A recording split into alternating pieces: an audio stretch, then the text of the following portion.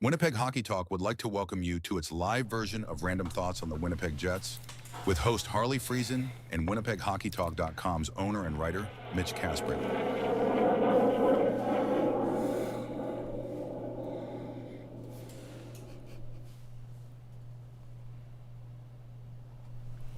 Well, welcome back to Winnipeg Hockey Talk. Just when it looked like the Jets might fade out quietly out of the playoff picture, they rattled off a strong week and reminded everyone they're not quite done yet. The deadline has passed, the roster has shifted a little, and with 20 games left, there's still plenty to talk about. So let's get into Thought 1. Okay. Jets. The Winnipeg Jets went 3-0-0 this past week and have earned points in all 6 of their games since the Olympic break. Woo! They now have a record of .500 at 26, 26, and 10. 5 points out of the playoffs. The team has now won 3 of their first 8 games on this homestand and is making things a little more interesting in the Western Conference wildcard race. The Jets have 20 games remaining in the regular season and are still kicking at the cat. There it is, kicking at the cat another week, right? I said they had to go 8 for 8 on the homestand, but then I changed it to probably at 16 available points. If they could probably get 12 of them, that would sort of keep them still in the hunt. Just makes it harder, though, because they got a lot more road games and then a lot of tough road games. Right. But I really wasn't planning on doing the graph, but what the heck, let's have a look at it. Of course, the lottery odds in the red are, pretty pretty stable there. They really haven't moved. But they were a week ago, they were 5.2, then 3, look what 3 wins does. Mm-hmm. And actually, they were 15.1 the first time they've been up that high for probably 7 weeks. Since we started the show, I think. well, no, at one time they were way up there. True. But they went on that. There was a point when they were 7 games below the Gary Bettman 500, and they were really deep. But even if you look at that 15-7, that was based on last night's games, and they didn't even play. Mm-hmm. They actually gained 0.6 percentage points because of other teams. Like the other town scoreboard's extremely important. Yes. You might have a couple spots where you really feel shitty because they might lose a couple, but then you look around you, everybody else lost and you didn't lose any ground. That's the scary part, is if you lose and the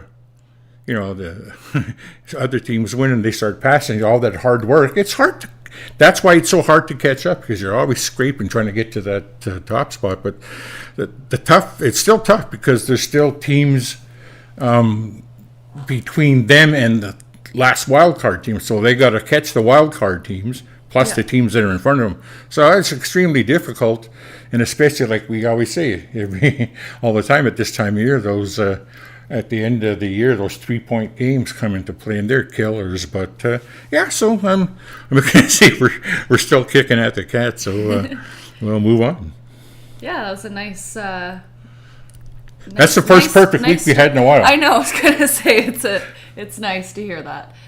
Thought 2, Jets. The NHL trade deadline has come and gone, and I'd say Chevy had a pretty good day. If you break it down into 3 separate deals, it would look like this. Starting with pending unrestricted free agent Luke Schenn goes to Buffalo for 2nd and 4th round picks, and Winnipeg retains 50% of Schenn's salary. 2. Defenseman Logan Stanley to Buffalo for pending restricted free agent forward Isak Rosén, the Sabres' 1st round pick, 14th overall in the 2021 NHL draft, and pending unrestricted free agent defenseman Jacob Bryson, a 4th round pick in the 2017 NHL draft. And 3, pending unrestricted free agent Tanner Pearson to Buffalo for their 7th round pick in 2026. So the Jets basically got back what they gave up for Schenn exactly a year ago and got to use him for a year for free. Whether you like Schenn or not, that's not a bad return or investment. In the case of Logan Stanley, Chevy got a 22-year-old nugget in Isak Rosén that is on the cusp of breaking out and could be a potential replacement for Nick Ehlers. I said potential replacement, but Rosén has all the tools and the skill set to be a top 6 winger. The Jets also received diminutive, a nice way of saying Smurf, defenseman Jacob Bryson. All in all, not a bad haul for 3 pending UFAs, and the Jets can still revisit talks with Big Stan on July 1st. Yeah, I mean, we'll talk about that later, but yeah, Chevy did okay. You know, he got back some pretty good. This game, and especially this organization, it's all about asset management. The thing that I kind of found funny was they gave Rosine number 27, which is Nick's old number. Oh. Talk about putting a little bit of pressure on the kid. Yeah. But he's a similar player. Really dominated. He was Rochester Americans' best player in the American Hockey League, and he's been up and down, but he's been roster blocked because there's so many good forwards ahead of him. And he's the perfect type of player you want to get in a trade. I'm not going to say he's a can't miss, but I'd be shocked if he wasn't, the Jets' second line right winger. Oh, yeah. And technically he's a left-handed shot, but a lot of Euros, and that goes back to way back in the day. We all thought it was strange at the time. But European players like to play their off wing. Because when I played D, I'm a right-handed shot. I always played lefty. Oh, interesting. I used to like when the puck was rimmed around, right? I could pick it up off the boards like this, bring it in, and then switch to my right hand. And now I'm in the middle of the ice. Yeah. Instead of making that shot angle like this, I've gone like this. And Totally. and that's what Europe was like too. They don't come down the wing and blast the slapper. They like to cut inside and get that left-handed shot off on the right side. So, and that's what Nick did the same thing. I really hope we see the same thing. But hey, you can't go into trade deadlines with UFAs and let them walk for free like they did last year. And I mean, they realize that. And yes, they can talk to Stan on July 1st, and they haven't ruled him out. But I think we have a thought about that coming up, so we'll save that for then. The thing I found interesting also too was with Jacob Bryson. I mean, he's a freaking Smurf that's on an expiring contract.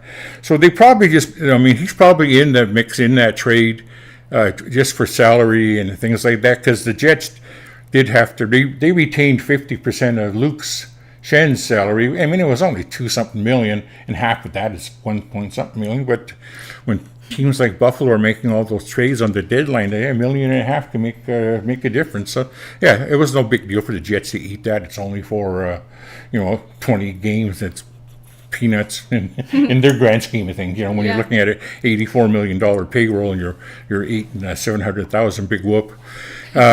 And Bryson's not making any money, $900,000. The Jets, he's the type of kid where he's not going to just, everybody's going to be knocking on his door on July 1st. So he might be a guy they just sign and keep around. I don't like the fact that they've gotten smaller. They lost a lot of size in that trade. They gained some puck handling and skill, and with the trading of Pearson and that they bring up Lambert, and so they've added some speed to the lineup, and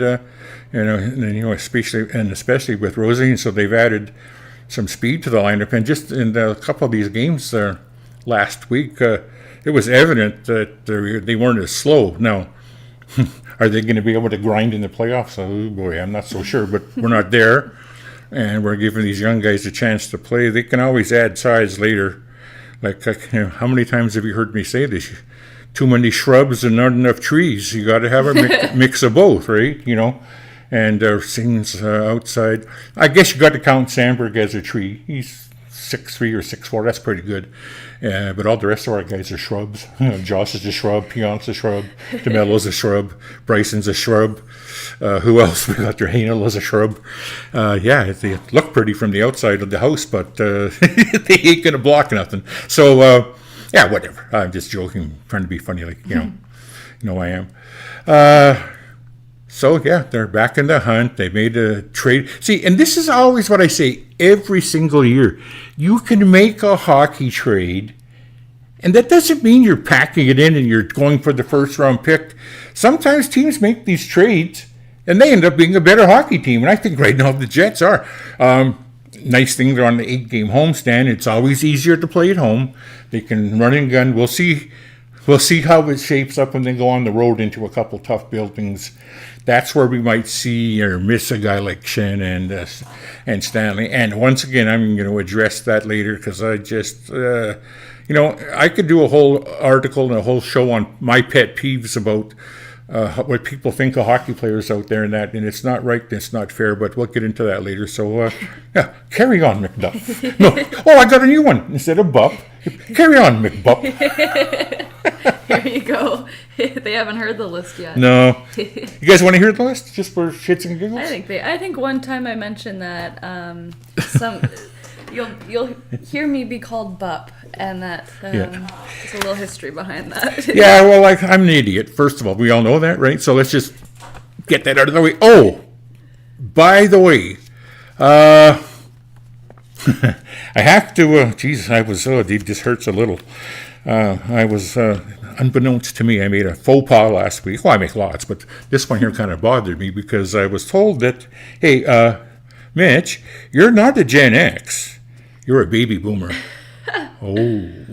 So, how could you? Well, I am. I looked. I was pretty sure. I looked it up just to make sure, and you're right on the your cusp mom's, of it. Yeah. Oh yeah. You're like Mo and Tara and all that. They're exes. Okay. Right. So that was a little hard to take, but back to the Bups, of course. Now she's been Bup since she's been this high. She's about the size of a bobblehead. Yeah. And so I called her Bup. Of course, everything evolves into my idiocy because I'm immature for 70. Got Buppapalooza, Buppelstiltskin, Bupparama, Buppalicious, Bupperoni, and the latest one that came in is called Bupsparagus. Interesting. So that's me. Anyway, so yeah, that's me. Let's move on to number 3. Yeah. Yes, thought 3. Things that make you go, Vili Heinola. Yeah, Heinola. Well, they say it, everybody says it different. Deserves better. Yes, much better. You think he has played very well in the games he has dressed since his call-up, and you can't help but wonder what his evaluators see through their disapproving eyes. Sorry for using this medical analogy, but this poor kid has been misdiagnosed by a bunch of quacks masquerading as hockey people. He's had bad luck. He's made the team twice out of training camp, and that's all that counts. And then he gets injured on his first shift 2 years ago. Makes the team, and then he gets sent to them. This poor guy, he's, you know what? He's basically, excuse me, my nose was itchy there. But in the game since the callback, I thought he's been outstanding. And what I mean by that is, I still have this terrible habit. I cannot watch a hockey game and just enjoy it. I still watch it like I'm scouting. Yeah. And I look for little nitpicky things, guys' edges, how he moves around the net. Obviously with certain guys, the size is always going to be an issue. You're going to get that with a lot of these guys, and our defense now has gotten a lot smaller. But Hadel's skill and his smarts are just, he's up here, I watch the subtle little plays he makes. You got to watch small guys because they have a way of worming their way out of a situation and they don't get hurt. And I just think he's a terrific passer of the puck. I think that, he should have been on the team 3-4 years ago, and by now he'd be Josh Morrissey light. You know what I mean? And because he's such a good offensive player at the AHL level, and they've completely misdiagnosed him. I just feel for him. I hate the fact that we're probably going to lose him for nothing again. Now he's a Group 6 free agent. And if I'm him, I get the fuck out of town so fast. I get out of here. It's terrible, the treatment he's received. No, I don't mean he's been treated badly, but he's just, like I say, he's been misdiagnosed. Like, what the fuck? You can't have everybody in an organization look at a guy and see the same thing. There's something wrong with the way we identify our players, right? There's a lot of smarter hockey men than me, and I'm up there, that think he should be playing. Yeah. I think he should be playing, and I just think it's a disgrace he's not. And I feel for him. It's our loss and somebody else's gain, but he's wasted his best years. Well, no, actually, he's at that age now where he's kind of coming into his best years. But he's been the Manitoba Moose's best defenseman since he's been here. Solomonson went to the Moose, and he's been called up, and he's been terrific since he's been a Jet. But he's a right-handed shot, and maybe we needed that. And Solomonson's a little bigger. But we have the potential to have some nice players there. And, of course, it's Chevy's fault because he extended DeMello when he should have been expiring. He was already an expired player in my books. He overpaid and gave too much term to Pionk. And then he gets himself into a bind with these guys. And, they had to buy out Nate Schmidt. So he's had all kinds of little things that have added up to him not being on the team. And a lot of times coming out of camp or when players get injured and there's in and outs in the lineup, he was always the easy guy to send down because he was still on his ELC, or even when he was with his RFA years, he was still eligible to be sent to the minors without having to pass through waivers. So it's an easy thing. Send him down. Nobody's going to claim him. We've got him protected. But what you've done is you've roster blocked him into oblivion to the point where, what you've done now, trade value. I've even heard through the grapevine, I don't know how true it is that they've offered Heinola to every team in the league and just, no thanks. We'll wait. We'll wait till he's on waivers because you've fucked up his career. And what you've done is you've destroyed his value.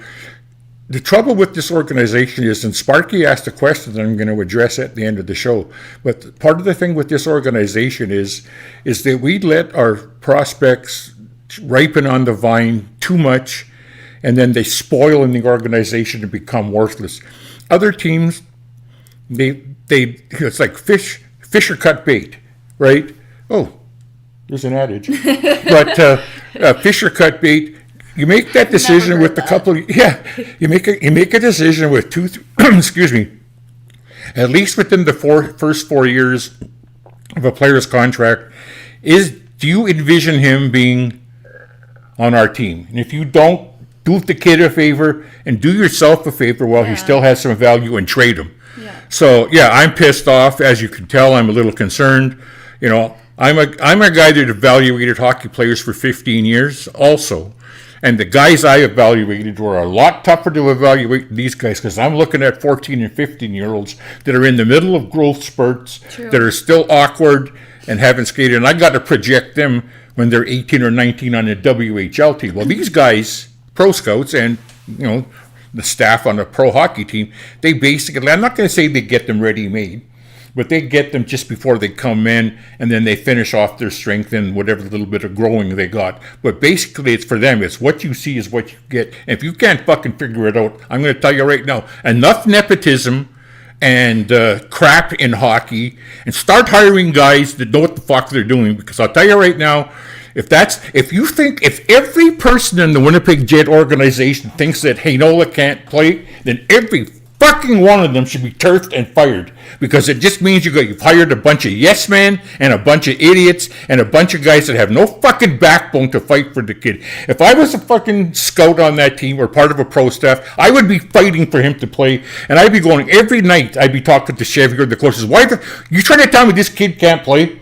I pick every mistake your veterans make, that these big contracts you sign them for. It says, you trying to tell me this kid can't play? It's like, well, we bitch right now. You're trying to tell me that Shifley couldn't play on Team Canada? Yeah. It's like, you're trying to tell me that Billy Hill cannot play in the NHL? Then get the fuck out of town, because you're useless to this organization. Wow, I did not see myself going off the rails like that. I really didn't. But I feel for the kid. I think he's been wronged, and I think we're missing out on a hockey player that could have helped this team until he was probably 32, 33 years old, and we've just fucked him. So we'll move on. We have some comments. Let's see. Oh, I don't know where the... Oh, what are we doing here? I'm looking at some comments. Morrissey's new partner, Solomonson, is a decent size, I thought. I think these came in a bit ago. Yeah, that was he from will Ben be. Gentles. I've had enough of DeMello holding 44 back. Yeah. 71 needs a longer look with 19. And how in the world is Taves not taking the draw on OT if possession is the key? Wasn't the Jets' first goal set play by 55 not enough evidence? Well, finish on top, who is Ben. Yes. Hi, Ben. Hi, Ben. How's it going, bud? And Sparky, hi. If you read the Random Thoughts today's article, this question and this point you made is actually addressed. I believe it's under my pet peeve. And we're getting there real soon. So, yeah. We'll get to it. So just hang tight, bud. We talk about that. Anyway. All right. There you have it, people. Maybe they'll take a listen to this show and take some pointers for you. Yeah, no, for sure. On to thought 4. The Jets again. Cole Perfetti has been playing pretty good hockey lately, but man, is he snake bit. And after having a good game, he had nothing to show for it until the final minute where he fired a wrister past Hawks goalie Spencer Knight to send it into overtime. The hockey gods must have known they wronged him. Yeah, well, it was funny because that game, Spencer Knight had his number. Perf played good. Now, he seems to do this once a game. He hits the crossbar or a goalpost, but don't actually count as shots on goal, but they're the best chances, right? Yeah. That game, he had a lot of, I'm going to say he had a couple grade A chances, a couple grade B chances. And then finally, he gets the puck in the high slot on the left side, just inside the left hash, and he turns around and spins and fires a seeing guy perfect shot that he had no chance on, and it was a huge goal because it sent the game to overtime. I think there was only 31 seconds left, and we know what happened in that game. Got it to overtime, and we got the win. So better than last week's overtimes. Yeah, I didn't like those at all, but so that was big. So Perfetti's a funny player. He's kind of at that age right now and stage of his career where he's starting to, if he's going to take that next step. He kind of started it last year, and I still think he's okay. He's not a great skater, but he's a terrific puck handler, and he's got great vision. Yeah, so. You just saw Ben's. Yeah, I just saw Ben there and started laughing. You know what's funny? My blood pressure is actually really, really good. But saying the time change messed you up where you need a new coffee brand. Yeah, but well, it just shows you my respect for Billy Hainola. I can't believe this guy's not freaking out more and just saying, "Get me the fuck out of here!" Talking to his agent. I'm sure he's feeling a way about it. Yeah, but I like him, and like I said, I didn't expect to go off the rails like that. But just sometimes when I get passionate about something and feel strongly about it, a lot of times I'll argue for the sake of arguing because I'm an a-hole. But a lot of times, like when you see me get riled up like that, I'm pretty sure that I get that mad because I think I know what I'm talking about. And I was going to to say, you right you've now. thought about it for long enough. Yeah, I've been watching it for 6 years. I mean, there's times when that kid's been hurt that you can't do anything about it, but then again, we're off topic now, so we'll go back to where we were. Where were we? We were talking about Cole Perfetti. Yeah, Perf. Perf. He'll be here for a while. He's still an RFA, got lots of years, lots of room to grow, and he'll get there. He's the type of guy that he's got to be, playing with the right type of players, too, so... Yeah, we haven't found that mix for him yet. We thought we had, we kind of did have it last year when he had Nick, but I think we should instead of a swear jar, have a Nick Ehlers jar for every time we mention Nick. It's true. Yeah. Like he's been he's been here, he was here so long and got taken for granted, and a lot of people said, he's too hard to play with, we should get rid of him. Well, yeah, we got rid of him. Well, we didn't get nothing for him, though. That's the difference. A guy like Nick, you could have traded probably for a pretty good player.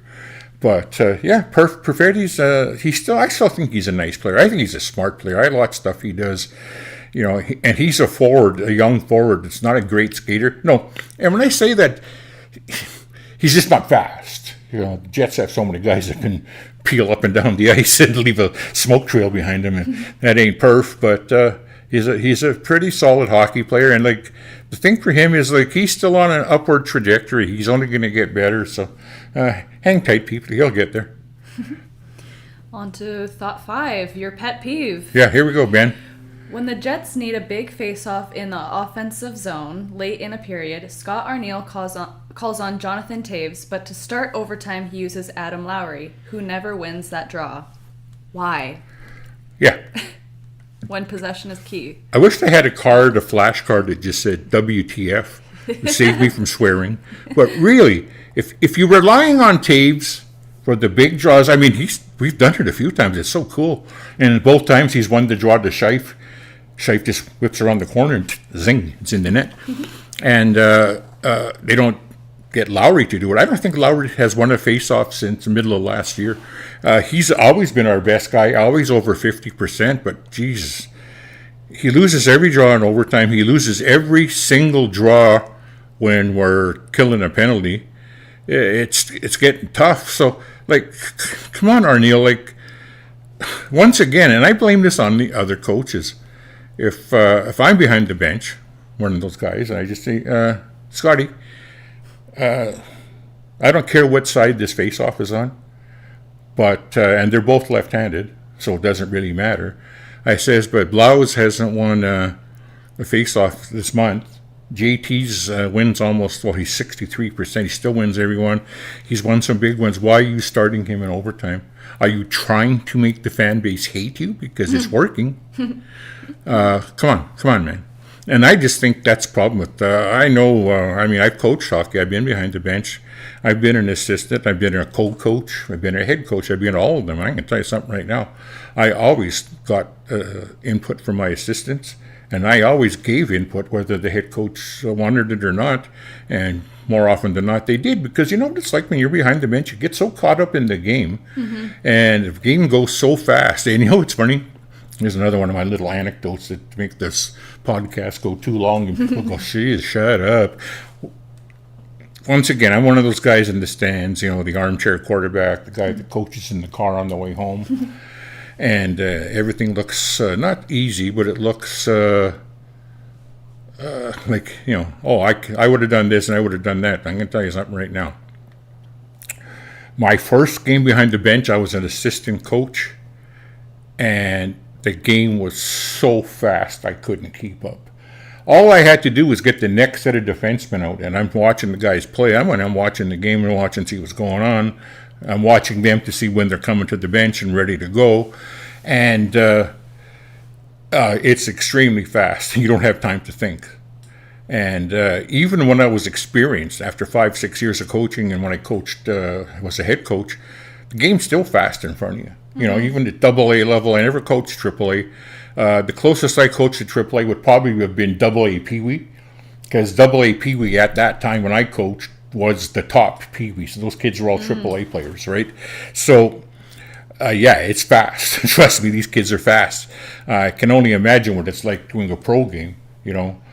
So a lot's going on. You need input, and that's the type of input that's done between whistles, or even like when that happens, the regulation time is finished and they get that 5-minute break to talk. I mean, Marty Johnson, somebody's got to go up to him and say, "Scotty, no, enough with Lawas in overtime. Let's get JT out there if you want to draw." So yeah, Ben, you're right. I'm right. We've been talking about it. We've talked about it. We've written about it. We've harped on it. Don't understand it. I bitched on Twitter about it, or should I say X. Lots of people agree. Not many people disagree, but yeah, it's just strange. And a couple different some new chats up there. Sparky Winnipeg says, "I agree. I thought Hainella played his best hockey as a Jet with Lambert in the lineup. Are they showing a case of those two potential draft day trade?" Well, you know, that's the next big day, right?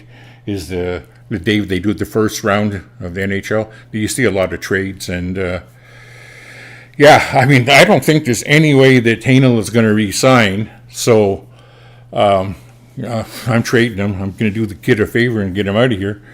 But I'm sick to the stomach about that. But and then Sparky goes, "Try that right now." I say, "Yeah, well, whatever." Barron, another kid that keeps getting fucked is Gustafsson. Drives me nuts too, and we will lose him too. Yeah, Gustafsson's made this team. I don't know. Once again, the evaluators, what they're looking for. I mean, I know they're always looking for speed, and the Gus bus isn't exactly the fastest guy, but he's a terrific AHL player. At the AHL level, Gus is better than average offensive player too. When he plays here, he's more of a fourth line guy. So, but anyway, yeah, thanks for the chats, guys. But yeah, we'll carry on. On to thought 6. Jets. All I have to say is Hayden Fleury sure can skate, Wow. and his skill set would suggest that after playing 21 games, albeit being spread out all season due to injuries, Yep. you'd think he'd have a better scoring line than 0 goals, 0 assists, and 0 points. Yeah, how he's pointless just boggles me. He's got a good skill set. Just a terrific, beautiful skater. I can see why he was a first-round pick in the NHL. I can also see why we signed him. I got no problem signing him up. But here's the thing. He's another left shooting defenseman. You got already right off the bat, you got Morrissey and Sandberg ahead of him. Mm-hmm. And the new guy, what was his name? Jacob Bryson is a lefty. So actually, Fleury and Bryson have been playing together. They're both lefties. And for me, that's never been a big deal because I played my offside, like I said. And there's times in the Jets 2.0 version here, when in the first few years, all we had was right-handed guys, no lefties. And some of those, and I'm a proponent, I will fucking argue to the day I die about the right-left thing, because I keep on hearing, he's playing because he's a right-handed shot. Fuck that shit. I'll tell you right now, the Montreal Canadiens had 5 of the best hockey players in the world, and they didn't sit 2 of them out because they didn't shoot right-handed. You take the best player and make it work. It's not hard playing the offside, and I don't want to hear that crap, because if you can't do it, then you don't belong here. Oh my God, it's hockey. It's not brain surgery. Oh, I'm on the wrong side. I can't play. Oh, boo fucking who. And you'll never hear a player complain about it, but you'll hear people, fans, people who think they know, and you'll hear coaches talk about it like it's a big thing. And trust me, it's not. I've seen it at every level. And if you're looking at a player in the eye, mm-hmm. and it's between him, and this guy plays his offside and this guy doesn't, you just take the best guy. Yeah. You don't say, well, he can't play there, so you take the best guy and make it work. And I'll guarantee you, the guy that has to play his offside will say, yeah, I think I'll play the offside instead of going to the AHL. Well, that's just me. I might be strange, but I think I'll play in pro hockey and learn to play the offside. And I'm going to tell you right now, I think it's an absolute crime that kids today can't play both sides. Mm-hmm. If you're pigeonholed into one side of the ice, then that tells me you have a great weakness in skating on one side. True. And you can't handle both. So as a scout, I would look at that. I would ask that question. And when we're drafting a kid at the bantam age, or or listing a guy to a WHL team and he's 16, 17 years old, even 18, I'll say, can you play both sides of the ice? Can you play your off wing? Mm-hmm. If you're a center, can you play on the wing? If you can't, you got to adapt, man. If you want to play anywhere above your level that you're trying to make, you better be adaptable, because if you're not, you ain't playing. Mm-hmm. So another kind of, I wouldn't call that a rant, but I'd call it some facts. I'd agree with you. I even remember ringette tryouts. I think they would get us to play on our weaker side to see if we could adapt that way. You limit the plays you can do on the ice if you only narrow it down to whose hand can be on the ice. It's not going to work. Yeah, I know. So it's weird. I agree. Yeah.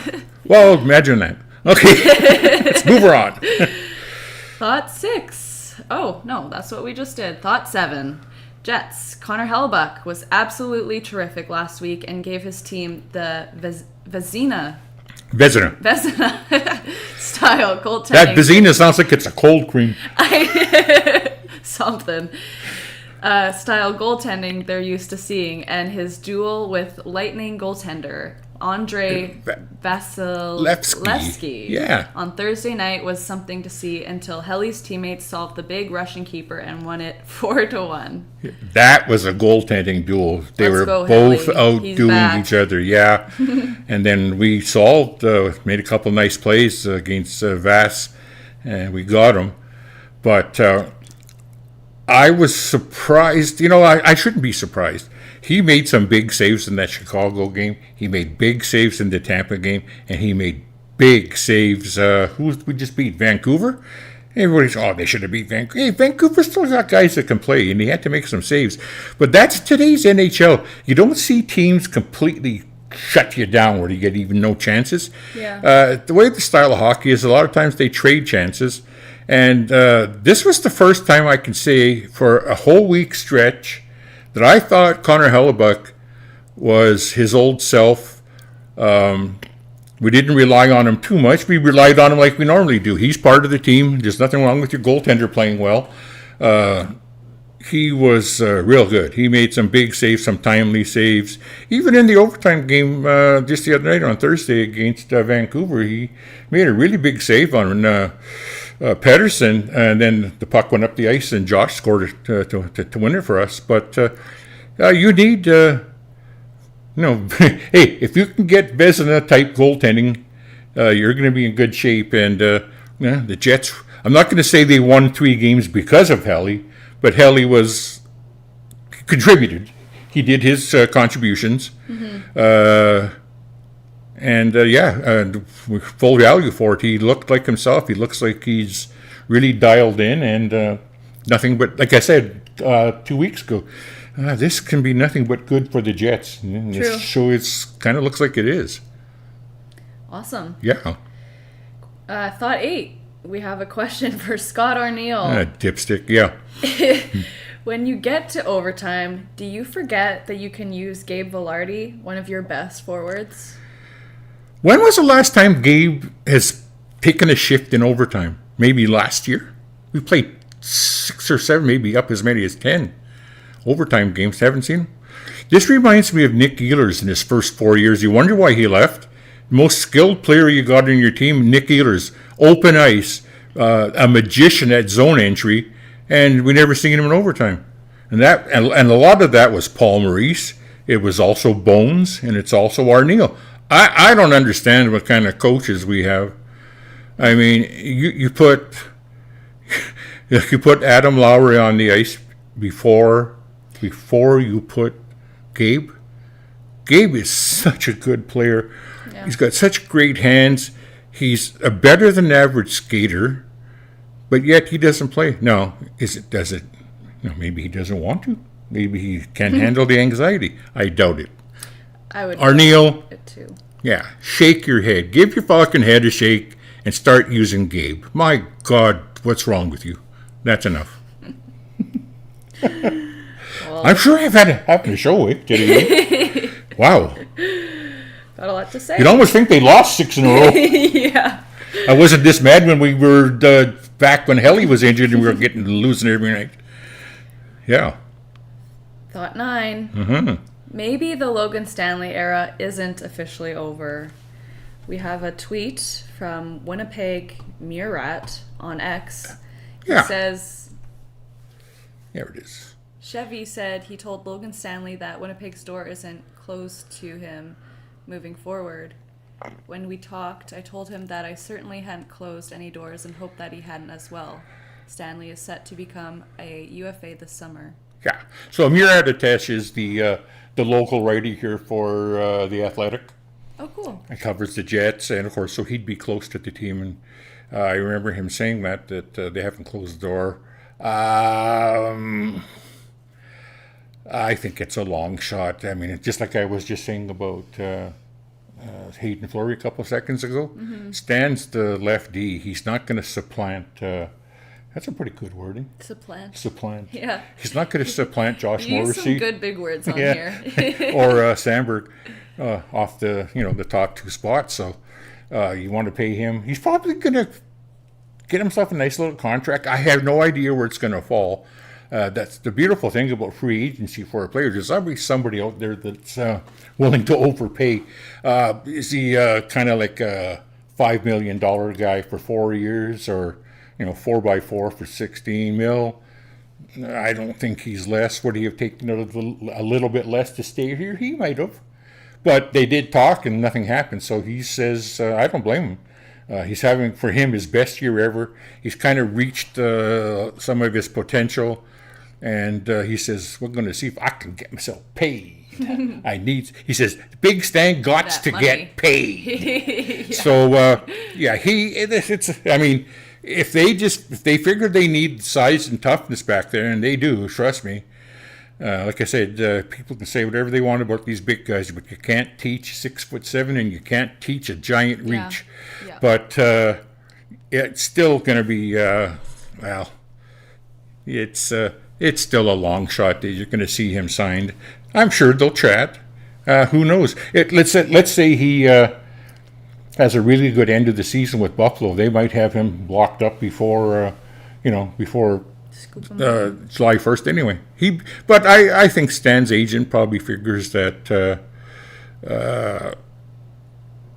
let's wait and see. Yeah, and Sparky brought up a good point here in the chat. He says, Ehlers didn't always play the way coaches ask, but with our Neil, thanks for your services. Yeah, and that's about right. And then Sparky, whatever happened to Gustafson? Gustus still playing very good hockey for the Moose.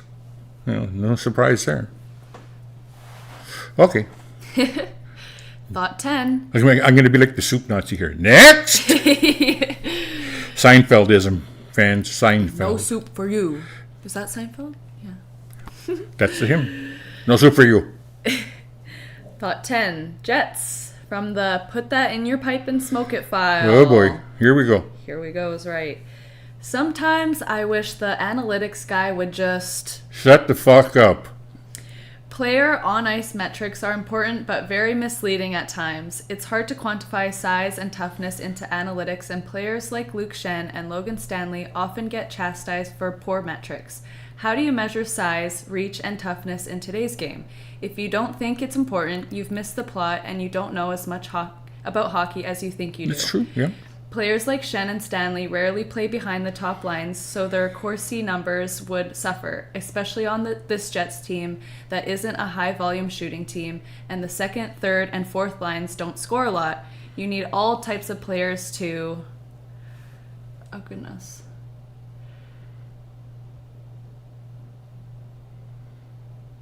There we go. To win this league, so stop crapping on big, tough players. Go back in your basement and play with your slide rule and... Shut the fuck up. And while you're at it, put that in your pipe and smoke it. Yep. It's so true. I mean, so people will read that and they'll go, oh my God, Mitch is one of them. He's a eye test guy and he's anti-analytics. Oh God, no, I'm not. What I am anti is the first thing that comes out of somebody's mouth is their metrics and the Corsi numbers and the analytics. And analytics are a very important tool, but they're just a tool. And, in evaluating any player, the analytics, a lot of stuff, first of all, you can't measure intangibles, right? And if you don't think intangibles are important, and how do you quantify them? I don't know. You just have to have some experience, and you got to use your brains. Now, analytics are also flawed in the sense that, like I say with the Jets, when are you going to see? Well, until the end, when Stanley started showing some offensive potential, and Josh was out, he got to play on the power play in a lot more offensive situations. But Luke Schenn, I was never a big fan of Schenn. I thought he was a pile-on, and he's still not the greatest skater. But I heard some people bitching about it, so I really concentrated on him for a couple of weeks. And you know what? He really has adapted his game to this game. He's still not great, but he's not half as bad as his metrics might show or what other people make him off to be. He adds something to the team that you need. And if you don't think that toughness and size is something the teams don't want, how come every year somebody pays draft picks to get these guys for the playoff run? And same thing with Stan. You watch Stan, he's going to get paid. And I don't understand the hate that it must be these guys that don't like them. They must have been small players that got cut from their AAA teams because other guy was bigger. So they just have an ongoing inbred hatred of big hockey players because they feel like because they were small. If you're small, you got to be good. Now, luckily in today's NHL, there's a lot more smaller players that'll play. You know, back in the 60s, 70s, even in the 80s, you'd never see half these guys playing that you see now. So the game has evolved. But if you think you're going to get rid of the big guy, you're sorely mistaken. Like I said, shrubs and trees. I'll reference that again. You got to have some trees back there, man. And even the trees is tough. I watch big guys like Adam Lowry and Stan and Shen, and you start going up against some of these big power forwards in front of your net, in front of Hellebuck.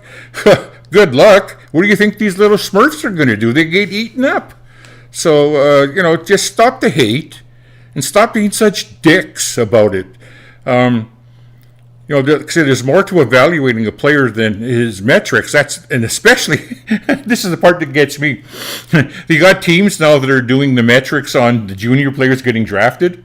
I wanted to see some guy, some scout, an amateur scout, like the amateur scouts that scout the juniors and that for the pro teams. I want to see some amateur scout go into the draft board and say, "Oh no, yeah, you can't take him. His horsey, his metrics are no good. Watch him get fucking laughed out of the room." It's all about at the junior level and almost every level. It's a mixture of the eye test, the character. I was always a big proponent of skating and work ethic. For me, that's the character of a player. Why is it that players on good hockey teams have good metrics and analytics? Because the fucking teams are good and they play with good players. I mean, do you think that Dylan DeMello's numbers are all would be as good as they are if he wasn't playing with Josh Morrissey and playing mostly behind Scheifele, Connor, and whoever is the winger, whether it's Iafallo or Gabe Velarde. It depends. A lot of it depends on who you play with. And on a Jets team that's just not scoring any goals, how are your analytics going to get better? They're just going to look like crap every night. So just lay off the big guys and stop being such dicks and like 6'7". He could play because he's 6'7". Yeah, he can play because he's fucking 6'7". You know what? I'll take 6'7" over 5'8". Hey, of course, all things being equal and skill level being very close, you take the big guy. That's just the law of the jungle, the rule of hockey, the rule of the land, and it's not wrong. So piss off. Take that, put that in your pipe and fucking smoke it because it just pisses me off. You know why? Because I'm a big guy. I'm 6'3", and go, "Oh, he's so big." Yeah, I'm big, and I can skate, and I can score. Your little weasel kid doesn't stand a chance, so don't fucking blame me. You know what I'm saying? It's going to be down on the ground. Once again, there's Mitch off the rails. Holy fuck, man. Who would have thought? Yeah, Jesus. Not you. Look at it, it's 10-8. Not We're not even close to being finished yet. It's going to be an all-timer, this one. And we have a lot of comments coming in. I don't know if you want to take a look at those. I think a lot of these guys are talking between themselves because, Yeah, they're keeping it interesting. Yeah. Well, thought 11 and 12 are special teams and goaltending. Yeah, I'll just pop them up here. You know what? We're at that kind of that time of the year now where these numbers just aren't even changing. You know what they're moving? They're moving like 0.10%. Yeah. Face off, same thing. So nothing to see there. The one thing is Connor Hellebuck got 3 straight wins last week, and that put him to Gary Bettman 500. His goals against went down a titch, and save percentage went to 902. Helly's probably more of a career guy, around 915, but he was below 900 there for a bit. So yeah, nothing to see there. But I did him. I put him up. I'm not going to spend too much time talking about them. It's just nice to look at, and it's mostly for the people that read the article. They like to look at that. We're not going to spend a lot of time talking about it because it is what it is. On to thought 13 then, with the Jets' good, bad, and the ugly of this past week. People, are you ready for? Are you ready for this? Classic. It sure is.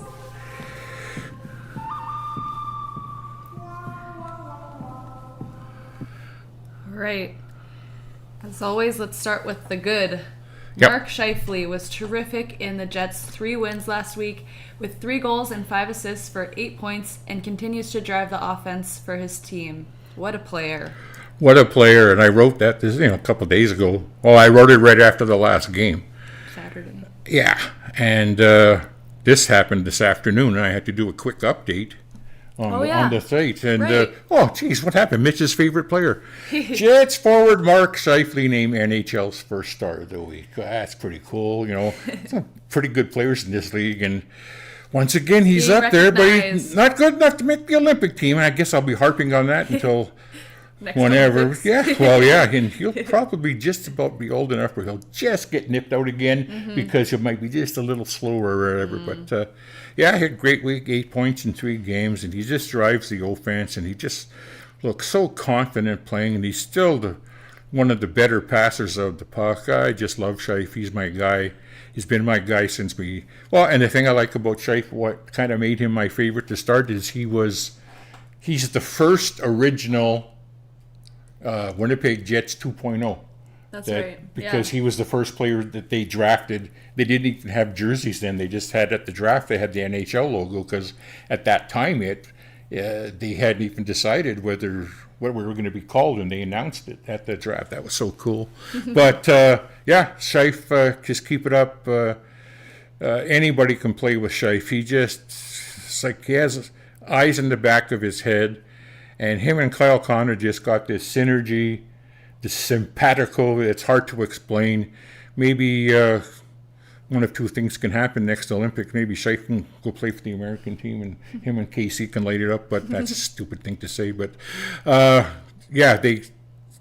this list. Kyle Connor's a good hockey player, but he just does not. He doesn't work without Scheif. It's just they're kind of like stuck together. Yep. Nobody saw that because but. It's nice. That's a real nice award to get. I'm sure you get a little recognition. plaque or something, or a little, whatever. But way to go, Scheif. You're the man. Awesome. Yep. Well, It's bad. on to the bad. The Jets relied on Helly a little too much, but not any more than their opposition in all 3 games last week. I guess that is today's game. Yeah, I mean, I'm one of those guys now. Like, I wanted to see you shut it right down, and I don't even want to see any grade A chances. But it seems like in today's hockey, you're going to give up grade A's to. It doesn't matter who you're playing, and he responded, and that save he made in overtime. You don't make that save, you're coming out of it with 1 point instead of 2. But I just wanted to just let people know that. We won, and Helly has been a big part of it, but not the only part. So, yeah. But good for him. He's looked like the old, reliable Helly we've all known and loved. So, good. Welcome back, Helly. Yep. Not that you were gone, but heard of you was. Welcome back. Yep.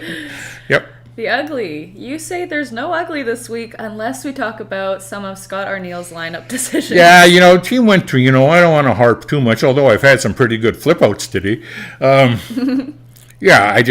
still shake my head at a lot of his lineup decisions, like, bring up Brad Lambert and throw him on the 4th line. The thing I liked about that line, though, is I don't give a shit. You can call them whatever you want. To me, they're the second line because they're the fastest line. Morgan Barron and Koepke, pretty interesting guys. I mean, if you're going to go by the pecking order, it looks like Lowry's the second line center. Isn't that nice? Not good. But, that's all I can say. They're just, like I said, when they're 3-0 and he does dumb shit like the overtime stuff, and that's, we got the 3 wins. Let's see what happens next week. I'm sure I'll have something to say about him. Oh, I'm sure of it. Yeah. Before we get into thought number 14, Sparky says, other 3 lines don't have chemistry. Ben says, re-sign 19 and have Lowry hand over the C. Oh, I don't know about that. You can't do that with a guy like Taves. That's, if this is Adam Lowry's team, the players love him, the organization loves him. And as long as he's the 3rd line center, I'm okay with that, or even the 4th line center. But Jonathan Taves would never accept the C as the captain here. Especially if the Jets do sign him, it's going to be he might sign a series of 1-year deals, one after another, or they might just offer him 2, or they might not offer him at all. We'll see what happens. But no, that's not going to happen. And I said he's worth signing just for his 63% face-off percentage. He is, and he'll chip in, his points. Barron makes the 4th line. Lowry is an anchor. Yeah, I don't think Lowry's hip is 100%. It might not be. But he missed training camp in a lot of early time, and he had a surgery, so it takes time to come back from an injury. Mm-hmm. I look at him, and I think he's skating okay, but he just doesn't have any hands. He's a penalty killer that can't win faceoffs, and he's a decent penalty killer. But yeah, we'll let that go from there. Where are we at now? We're heading on to Thought 14, and it looks like you got a new feature here this week called Jets Tidbits and FYIs. Yeah, I didn't want to. It's just little ticky-tacky stuff that they weren't worth a random thought on their own, right? It's just little things that happen. They're a little bit newsworthy, but not major. But you put them all together into tidbits or FYIs. Yeah, it makes more sense that way. And that way you knock off a whole bunch of little ticky-tacky things. Yeah, go ahead. Let's get into the first one. Okay. Gus Nyquist finally got off the schneid on Thursday night versus the Lightning. Yay! Yeah, you know what? I even tweeted out that you got to feel good for the guy, no matter how pissed off and how much we've been ripping him all year. When he scored a nice goal, it was a big goal in the game. Yeah. It wasn't one of those, the 7th goal with 3 minutes left in the game in a 7-1 game. It was a meaningful goal, and how can you not feel good for the guy? He's so snake-bit, and players love him. He's a nice guy and everything. I mean, I shit on him pretty good all year, but I'm not going to be. It's not like I want him not to score. I wanted him to score. I wanted him to score months ago. Yeah. Just never happened. I'm hoping. You know what? I'm hoping this leads to a nice finish. To the season for him. You got 20 games. Like to see him score 4 or 5 goals. That'd be nice. Or more. No harm. Like what if he did? What if he rattled off 6 or 7? Ended up the season with 8 goals and.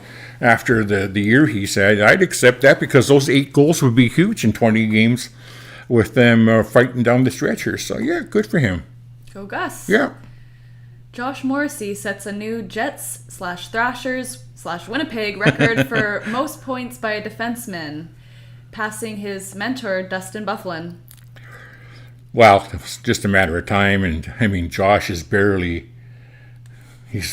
I'm not going to say his career is close to being again. He's got a lot of hockey left, and those numbers are just going to basically increase and increase. And to be fair, Buff should probably be still playing, or he'd probably just be finishing up now. True. And he would have racked up another couple hundred points. But Josh has done a good job of being the man. So ever since that summer when Rick Bowness said to Josh, he says, "Hey, you got the skill set to be a man on this team, be the offensive guy," and he took it to heart, worked on that.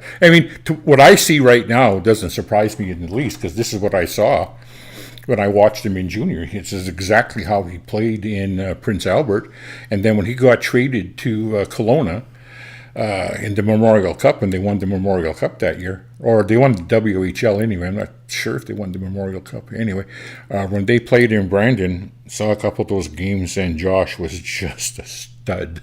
He was so good. He played with, and here's the other thing too, kind of unfair when you think about it now. That Kelowna team was pretty good, and as junior teams do at the playoff time and Memorial Cup time, they load up, and Kelowna got Josh Morrissey and Leon Draisaitl from Prince Albert, so that's 2 pretty big studs, and but Josh sure looked good. Not a surprise to me. Actually, I was the opposite. I was surprised that earlier on, I'm going like, where did all that offensive go that I remember him being such an offensive player? Like, even when Prince Albert wasn't very good, and he was there with Draisaitl, Josh's game, he was the catalyst there from the back end, and it's exactly what I see now. I see now what I saw in junior, and good for him. It's sometimes these good players in junior, depending, and especially if they're not big guys, sometimes their game won't transition, but Josh's did. He was a very good draft pick, and I think we probably picked him somewhere like around number 14. So you can get good players. He's a first rounder, but he was 14th. And by the time you get to the 14th pick, it's getting kind of, depending on the draft year, it's a little iffy. But no iffy there. He was a good pick right from the bat. When we selected him, I was pretty happy. And now I'm happy because he's really good. More tidbits? Yes. The Jets are 4-0 to 2 since the Olympic break. Yeah, I mean, it's not mind-boggling, just a number. Yeah. But, 4-0-2 is pretty good. That first week, when they were 1-0-2, there's 2 of those games they lost in overtime to key games. Yeah. Didn't look so good, but, now we compile them all up. It looks like, better. well, you know what, they've gone 6 games out of 6, getting points for them or wins. So, yeah, it's pretty good. I just had a thought. I should have called this, instead of tidbits and FYI, should have called them Timbits. And gone to Tim's and got them a sponsor. And I could sit here, and while you're reading them, I could be eating Timbits. We got to get on that. Oh, yeah. The Jets have made it to Count Chocula's bogus 500. He's back. Yeah. What are they? 26, and 10? Yeah. So technically that's 26 and 36. Yeah. Right? Yeah. They've lost 10 more games. So that's that fake 500 that, makes you think you still got a chance. It looks better in the record books. And as soon as before I die, which I'll probably be about 94, I hope to see every game be 3 points. And then we won't have to worry about those loser points. And I will live till 95. Yes, you will. Yes. The league's 23-man roster limit has officially expired for the duration of this season, and the only roster requirement from now on is to remain cap compliant. Yeah, it's like baseball.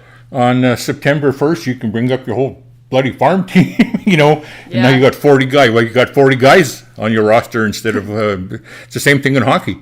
You got 23 now. You can't bring everybody up. Mm-hmm. You still got to count their AHL salary, but if you're a team that was pretty responsible, fiscally responsible, and you have lots of room with your AAV, you could bring up a couple extra players and let them practice with the team. And here's another thing I want to mention about, just with Rosine and Hainola being up and even Brad Lambert, it's a reward too. You got to remember something. These guys are getting paid their NHL contracts now.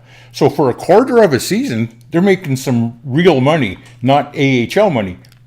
Now, AHL money is a hell of a lot better than it used to be, but a lot of these guys are still on their entry levels for NHL, so that might be $900,000 versus $90,000 in the minors, right? But $900,000, so a quarter of that, that's $450. Rest of the year, that's $225. That's big change when you're not, when you're only making money. 60 or 70, which is still good money.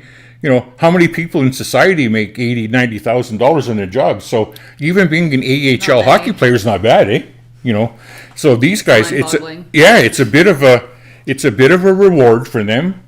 You're not going to have guys that are playing in the minors that are making millions, right? They're all going to be ELC guys, and most of those ELC guys make, $875, $950, maybe $1 million.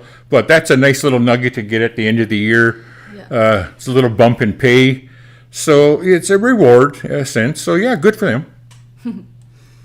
Your last one. In the Jets' past 6 games, they've gone to overtime 5 times. Hard to believe, huh? Really. Yeah. They've won 4.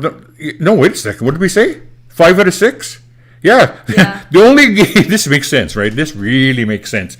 The only game they didn't go to overtime in was the Tampa Bay game, the Tampa Lightning. Probably the best team they played in this last 6 games, and they beat them 4-1. All the other games were tight and went to OT, and that's hockey at this time of year. So, yeah, I just thought that was extremely interesting, and we were on the right side of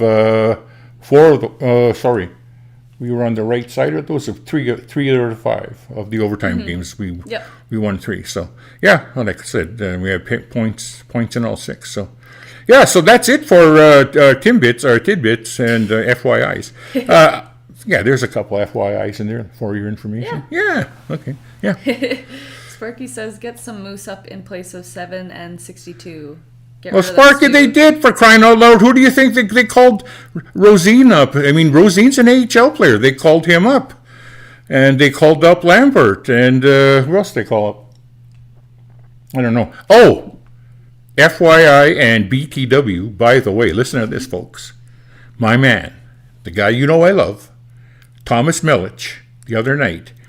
I'm looking at the scoreboard. I get the Moose and the Jets send me the press releases, right? So I get the press release from the Moose. So Daniel Fink, and I look at it, it goes, and all you can see is the first part. It says Moose won, and I didn't see the rest of the score. So I hit it, I go, fuck. We lost to Toronto. I look at it, Moose 1, Toronto 0. You don't see 1-0 shutouts very often. And who was it? My man, Thomas Milich, with 1-0 shutout. Way to go, Tommy boy. He's my guy. Nice. Love him. Well, yeah, there you have this week's Random Thoughts. Now we're on to some questions we've got. Yeah, we kind of addressed a couple of them, but let's go through them anyway for the boys. Can you believe it's 5 after 8? Yes, yak, Mitch. Yak it up. Anyway, yeah. Our first one from Sparky. Not all players that are drafted make it to the NHL. However, of those that do make it to the NHL, what's the average years it takes from going from the minors to the majors, and where are the Jets rank for years it takes to graduate to the NHL? That's a really good question. I don't know if there's any definitive numbers because they'd be bogus even if they were. Really, because, obviously when you've got a good team, the top teams in the league, it's harder to crack their lineups, and then teams that are down at the bottom, like when the Coyotes were bad, what are they called now? The Utah. I forget what I forget their names now. Coyote? I thought they were just Arizona. No, the Coyotes, the Phoenix Coyotes / Arizona Coyotes are now the Utah. Spit it out, can't remember. Anyway, look at all the guys that are on that team, all those draft picks. They were awful. They got about 6-7 players that have been that were like draft picks in the last probably 5-6 years. Dylan Gunther, Keller is like a veteran now. He's been around. Is it Blizzard? Utah. Anyway, I still can't get it. It's driving me crazy. But Mammoth. Yeah, the mammoth. Yeah, the big woolly mammoth. Thanks, Sparky. Yeah, thanks, Spark. You're the man. You the man. You the man. Anyway, back to Sparky's question. So every organization is different. I would dare to say that we're one of the worst. I would say the average player, if you're a first rounder, you should be touching the ice by your 3rd year, 4th year. Probably takes into your 5th, 6th year to become reliable, depending on position. I mean, it took Sammy Sandberg. His transition was pretty quick, and his evolution was pretty quick. Solomonson, if he becomes a regular next year, which I think he should, his evolution will be fairly fast. You want to talk about Heinola? No, I don't. I don't want an aneurysm. But he's going on 6-7 years, and he's still not here. Should be here.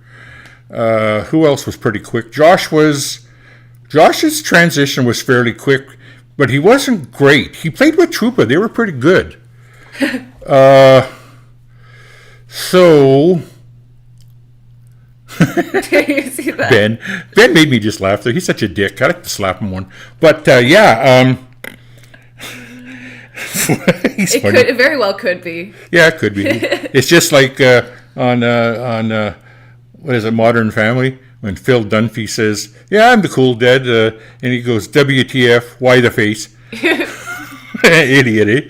Anyway, I would probably say on average 4 years. There's a handful of guys here. I mean, it all balances out. You get a handful of guys that first round picks, first overalls that play their first year. Guys like Line and that, Matthews, Dubois. And then you get guys that take till their 4th year, 5th year maybe. If you want to know when they make it or when they become impact, it's a little bit different. But I'd say 3 to 4. And on average, the elite guys, I mean, Casey was a full-time player by the time his second year came. Maybe it was his first year. Did he play one full year in the minors? It's been so long now I can't remember. But all I know is when they sent him back in the second year, he was down for a cup of coffee with the Moose, and he was right back up, and he never went back down. Kind of like with Solomonson's doing right now. So where do we rank? I'm going to say not good. Sparky's got Jaeger has promise, but quiet on them. Well, he's not quiet. He's slotted right where he should be, and he's playing pretty well. And you got to remember, we traded him for what's his name, McGroarty. McGroarty was a year older and a year further in his development. So Jaeger's a first-year pro this year. So what are you expecting? I expect to see Jaeger here in 2 years. Next year's going to be his year where he makes a move in the American Hockey League. He becomes more productive. As long as he doesn't get roster blocked by Chevy signing guys like Lowry for another 5 years until he's 38, $5 million. But he's remember Bambi. Yeah, it's funny when Scheifele first came, they called him Bambi. His legs look so spindly, and fuck, man, this guy was like a Zamboni cleaning the ice. He was constantly on his ass. Now you look at him now, but so to answer your question, Spark, 1 to 2 years for good players, probably 4 for the average, and once you start pushing after that, you're lucky to be a fourth liner or a third pair defensive guy with a little IE here or a little I would say defenseman. You got to give them a little bit longer. My rule of thumb and I got this from some smart hockey people, is with defensemen, they need 200 games in the NHL before you can even evaluate them. And isn't that funny? Seems like we've had Logan Stanley forever until we traded him, right? And he didn't hit his 200th game till I think it was this year, because earlier on he missed so much because of injuries. Yeah. So his evaluation is probably legitimate now. So yeah, I don't think the Jets are the worst. They certainly need work, and of course, I'll tell them, because I just did today. I'm not happy with what they did with Heinola, and you take Heinola out of the equation as a guy that probably should be up, and the numbers completely change because they really screwed him over, and he skews the numbers in the wrong direction. So anyway, carry on. Thanks for the question, Gary. Yeah, that was great. Yeah. From Ben, Kevin Sawyer named 7 untouchables before the deadline. Obvious ones, but the last one he said was Solomonson. I agree. Am I wrong to be excited for the anticipation that perhaps he is Josh's new D partner for 2026 to 2027? Well, let's say this. He is a definite keeper, just like Sawyer said. Do I see him as the top line right D next year? Probably makes more sense to leave DeMello there if DeMello's going to be on the team. I would like to see him on the right side on the third pairing. How about this? How about next year maybe we see Pionk with Josh, and you put Solomonson, not as much pressure, but you put him with Sammy, good defensive partner to take care of him. So you go Sandberg and Solomonson. And on the final pair, you rotate, whether it's Hayden Fleury or Heinola. I still want to see them make a pitch for Heinola and keep him. But it could be Heinola, and it could be DeMello, Colin Miller, if they sign him again. Maybe one of the Swedes makes a push. But I could see that sixth being RD next year. And I could see Solomonson being in the second pairing with Sandberg. I think that'd be a good pairing. If you agree, Ben, say something. But anyway, next question. Next one's from Ben, too. Lowry is nothing like his past years. But am I being too critical of the captain? Well, I think I might have something to do with that, because I've been bitching about him quite a bit. And when we text, I've been hard on Lowry. And I think I've been getting into his head. But, he makes his own decisions, too. He can see... Well, the thing is, he sees what I see, Yeah. Maybe I opened his eyes a little bit on it, because that can sometimes happen. Sometimes you'll see something, you don't think anything of it, and then you hear a couple other people mention, you know what, fuck, they're right. Mm-hmm. I still like the captain, and I haven't given up. I hate his contract. I just hate that they gave him 5 years and he's still playing till he's 38. Part of the value of him is he's a good leader. He goes out and he hits, and if somebody gives, exactly, Spark, give him a year's grace for the hip. I agree, but he's never been a great offensive player. He's a good defensive player. He's a good leader. And the thing with him is he drops the gloves a lot and protects his teammates. And with with Stanley leaving and with Shen leaving, there's nobody else on this team that'll do that right now. I mean, they have a little bit of team toughness, and other guys will do that. But Lowry, that's a lot to put on a 34, 35-year-old guy's shoulders. That's what I'm saying. Like, too many shrubs and not enough trees, and I mean, he can't be the mighty oak. You know what I'm saying? He'll do it. What would break my heart is to watch this team be soft. Lowry have to fight these tough guys and then take it on the chin. I don't ever want to see an older veteran guy like Lowry get taken advantage of in a fight, and it could start happening. He keeps himself in shape, and I'm sure he's a tough guy, but he's not a fighter. He does it out of dedication and love of his teammates. And like I say, it's a lot to ask, and I think that it's up to the Jets. It's up to Chevy. They gotta round out this team. Like I say, you have to have a little bit of everything. You just can't have a bunch of pretty boys. You got to have some guys that'll get a little greasy and get their, and get in there. And Lowry's been that guy for a lot of years, so that's why I find it hard to crap on him. I'll defend him. But I'll also criticize him when it's warranted. But love the guy. In spite of my rants on him at the time, he pisses me off. But love Adam Lowry. He's everything you want in a captain. I just wished he was a little more skilled. And that's what I like about that, too. All the other teams, they put their best players as captains, like Austin Matthews. Like, fuck off with that shit. Put some guys that have character. How much character has Matthews got now? Hey, how much?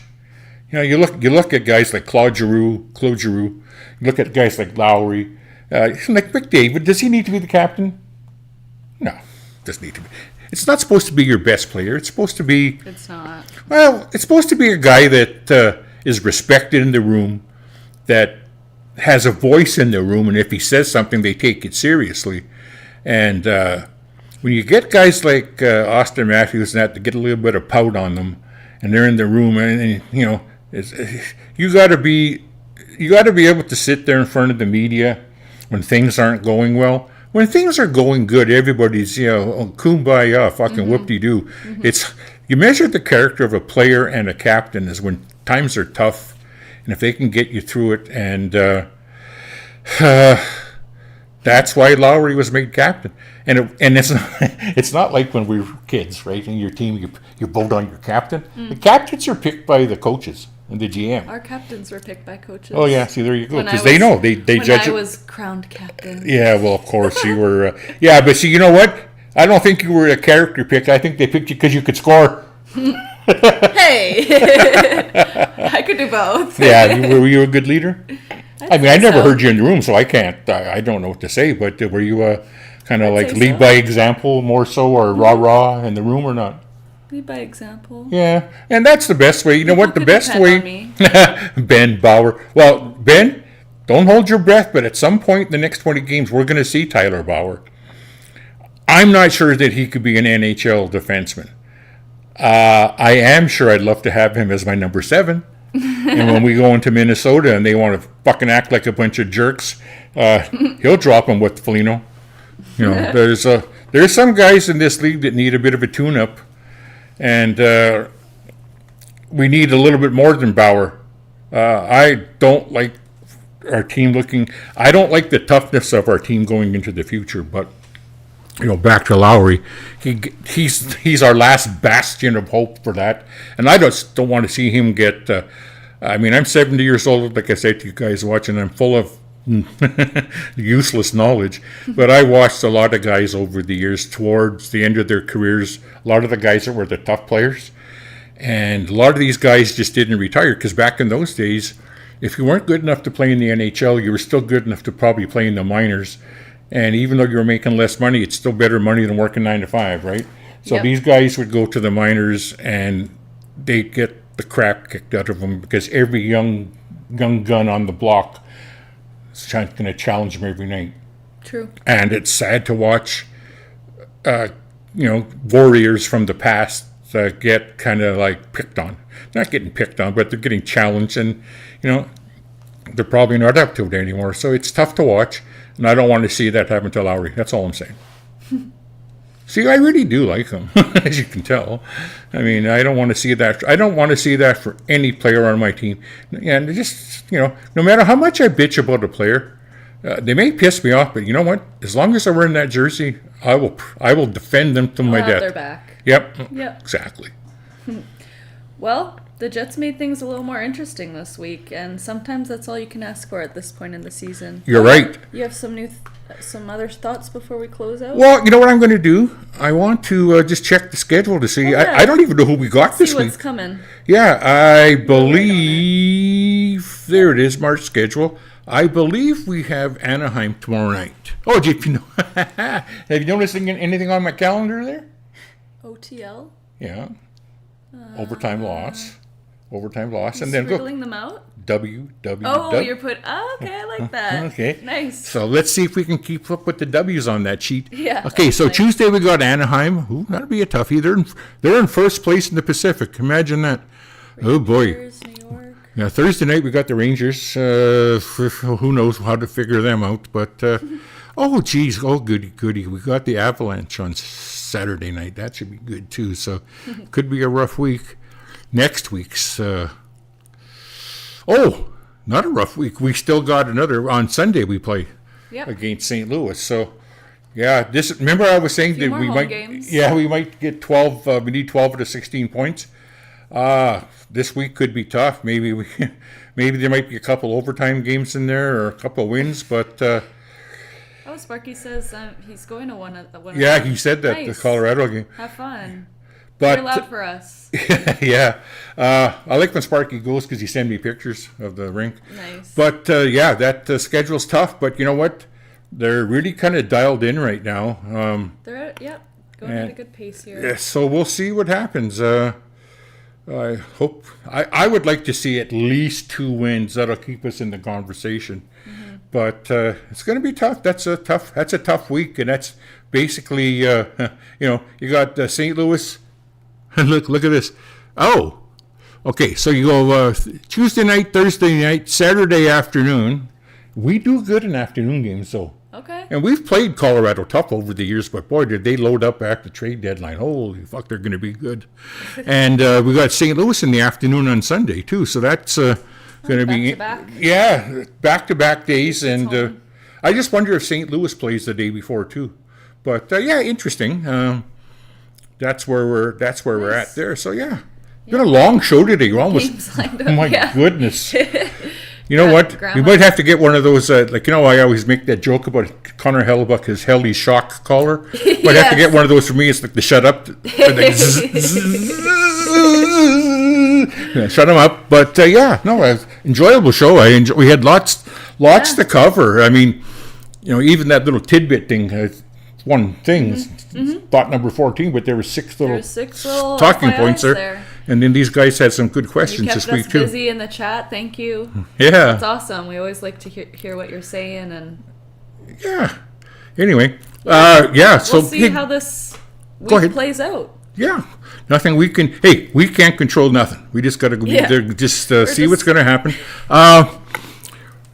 For folks, I've been doing after every Jets game the next morning, I've been doing the update on the, I just do a quick little 45, 50-second hit on the playoff odds after each game. I will continue to do that. You guys, we need more subscribers. We only got 105, which is actually pretty good.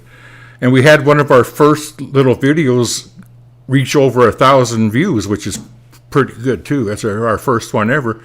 But we need more viewers. We need more subscribers. And we want to thank the ones we got. But yeah, until next week, I'm looking forward to this next week. It's going to be, I'm a little afraid because I kind of like sort of the fact that we're back in the hunt. You know, it's scary to be hopeful sometimes. Well, this week could be tough, so Yeah. let's see what happens. But anyway, Harley, I just want to say that, we must be the number one Winnipeg Jets grandfather-granddaughter YouTube channel in the world. In the world. In the world. In the world. So No one can do it like us. yes, I mean it's. I challenge any other grandpas and granddaughters out there to beat us. It's on. I mean, it's not hard to be number one when you're the only one. But after they see this, they're going to go, no, we can't beat that. Anyway, There's no chance. Thanks for watching. Thanks for listening. Please follow. Please subscribe. And Suggest to a friend. yeah, you know what? If you have any questions, good or bad, or comments, just shoot them in there. And basically, what's happening is work done, and this is the end of the show. See you later. Bang. Yeah. At 7 p.m. for another episode of Winnipeg Hockey Talk. Random